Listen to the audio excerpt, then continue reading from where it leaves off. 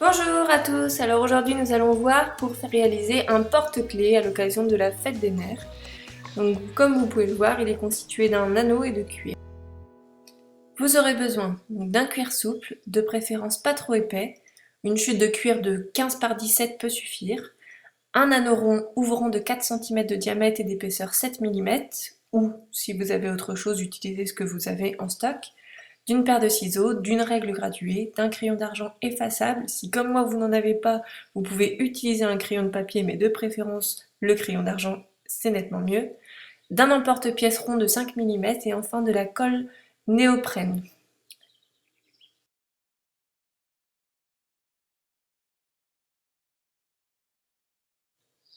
Reportez les mesures sur votre cuir.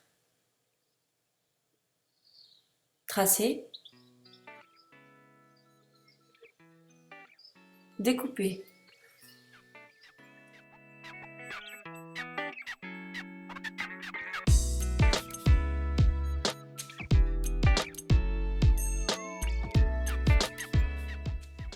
Pour la préparation des franges, si comme moi vous n'avez pas de machine pour faire les franges, il va falloir être patient et se munir de votre règle graduée ainsi que de votre crayon d'argent.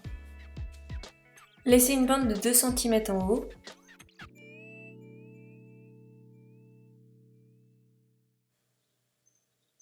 Reportez un trait tous les 5 mm pour la réalisation des franges.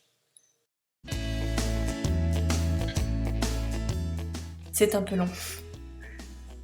En vitesse rapide, c'est nettement mieux.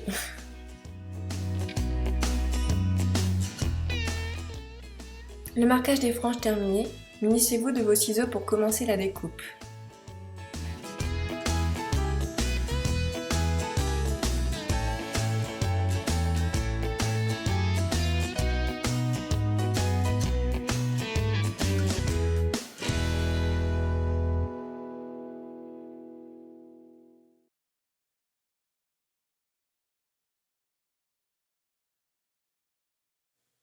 Selon l'épaisseur du cuir, les dimensions varient. C'est donc à vous de juger si le pompon est suffisamment garni.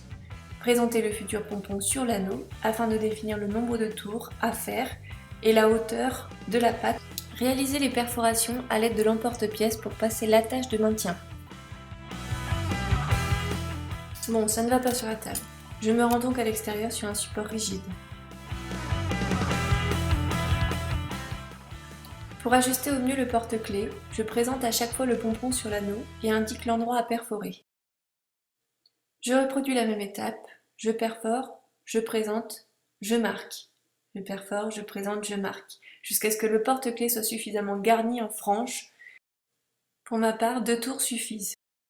Ayant déterminé le nombre de tours à faire, je sélectionne parmi la partie à éliminer une frange bien découpée qui me servira d'attache de maintien. Je peux désormais assembler le pompon. Pour que celui-ci ne bouge pas, je place le ruban adhésif double face en haut du pompon.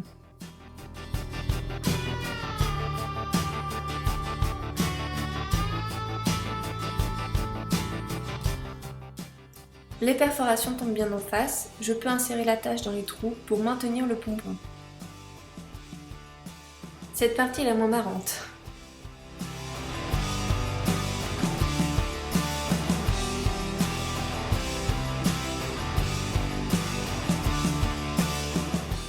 J'ai galéré pour mettre l'attache, mais j'ai fini par y arriver. Éliminez l'excès de franges. Pour une meilleure finition, insérez les extrémités de l'attache dans les trous.